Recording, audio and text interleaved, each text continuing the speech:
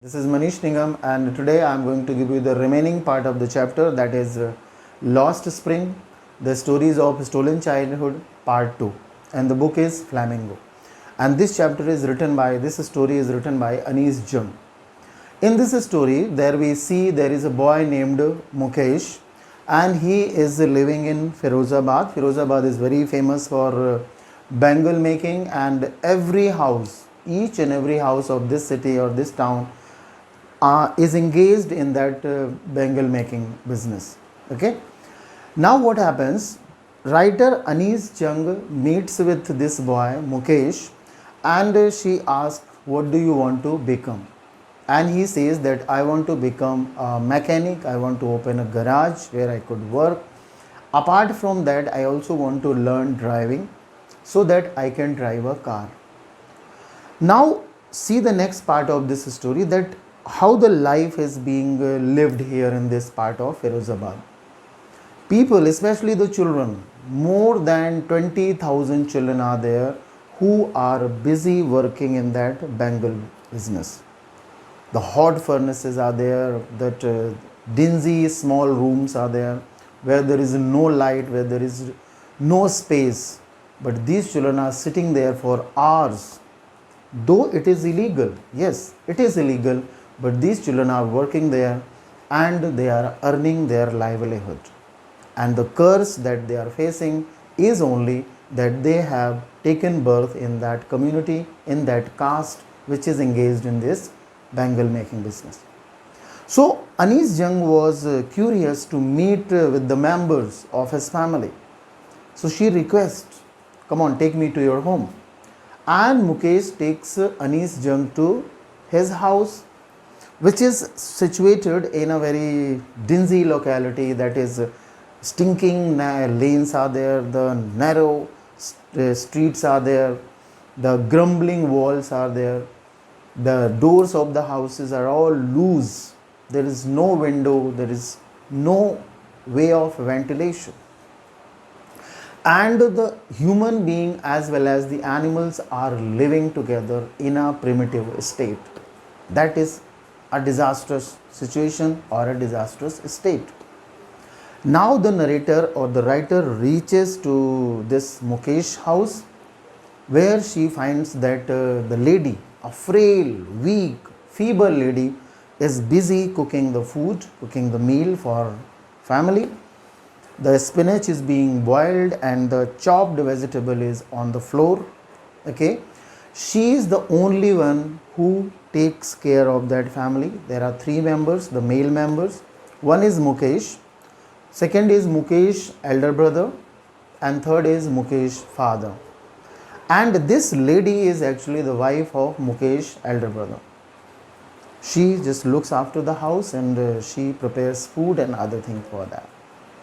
Now there comes an old man, that is actually Mukesh father, and when she enters in, the Bahu, the lady, she hid herself behind the broken wall and she pulled the veil.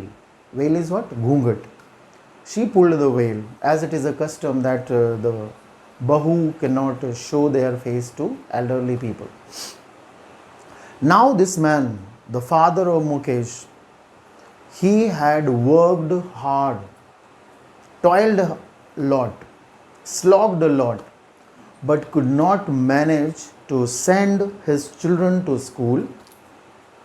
Neither he could renovate his house, means he could not provide the security of shelter, and he was also not able to give them good education. So what was the consequence? Of course, these children had to go and work in the bangle factory. This man, Mukesh father, was in the past he was actually working as a tailor, and later on when he did not succeed in that tailoring business, he shifted his job to bangle making. Now there is another lady sitting in the house, and that is grandmother of Mukesh. And she said that it is all karma, it is all destiny. And she says that my husband, actually the grandfather of Mukesh, had lost her vision because he was polishing the bangles, and the dust of bangles spoiled his eyes and he could not see. But this old lady, the grandmother, did not blame this job or this profession. She simply said that it was all karma, it was all destiny. Now the narrator comes out of Mukesh house, and there she saw that 20,000 children, more than 20,000 children are there in that locality. And they all are sitting with their family members, parents, and they are making the spirals, the rings, and the colorful rainbow is there. Various color, different colors are there. And these children are busy making the bangles. Some are making spirals, some are welding, some are polishing, some are cleaning, some are arranging them in a proper way. And these children are well versed with this type of work. They have been habitual of working in the dark, as they are given a small place in front of a furnace and a dingy place. So they are habitual of this. So the natural light, whenever they come out in the real light or in the sunlight, they are not finding it comfortable. Many children have lost their vision, lost their eyesight, because they worked in this bangle business, because they sat for hours before the furnace. Now the narrator, the writer Anish Jung, she came out of the house and then she discussed with the youth. And before that, let me clarify one more part here, that is of Savita. When she came out, she found a girl sitting, that was Savita. Savita is a small girl and she is also welding the bangles and polishing it. But she did not know what is the value of these bangles. These bangles symbolize the Suhag, a symbol of Suhagan lady, a married lady. And she would come to know the value or this sanctity of this bangle when she would be a bride, when she would be married. There is another woman sitting next to her and she is wearing bangles on her wrist. And now the narrator moves to the youth, and she discussed this matter with youth, because these people are working day in and day out, but their economical condition is not at all improved. Their living standard is not at all improved. So the narrator thought that something is wrong there. These people are not paid how they work, as per their work. So it has to be improved, and it can be done only when these people are forming a cooperative society. So she suggested the youth that you can form the cooperative society, and if it is formed, then you will not be meddled, you will not be intervened by the sahukar or by the middleman or by the other people, those who are disturbing you. So the youth replied that it is not possible, ma'am, because if we form the cooperative society, there are the police people who will punish us, who will beat us, or we can be taken to behind the bars. We can be victimized. So there is no possibility that we can form the cooperative society. Now the narrator concluded, after witnessing all such scenarios, she concluded that this earth has two different worlds.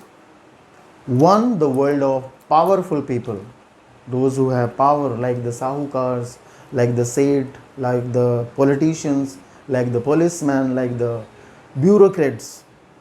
All these powerful people are actually ruling this earth, ruling this place. As far as the poor people are concerned, the downtrodden people are concerned, the poverty stricken people are concerned, they are meant only for suppression, and no one comes forward to just improve their situation. That is the disaster the poet is mentioning. Now she has lost the hope that there is any hope of recovering or any hope of improving their situation. But when she talked with this man, Mukesh, when she spoke with this boy Mukesh, he is the only one who had a dream. And what was the dream that he had? It was to open a garage, to be a mechanic, and to drive a car. Narrator asked one question: would you also like to fly the aeroplane? Because in Firozabad, one or two aeroplanes flies. So she asked, would you like to fly the aeroplane? Mukesh just looked down and didn't say anything because he knew that it was beyond his imagination. There is no possibility of driving a car, then how he could fly the aeroplane. So my dear children, in this way the chapter is complete. Hope this video or this lesson will be helpful to you, and if it proves helpful to you, so please subscribe, like and share this channel. Thank you and God bless.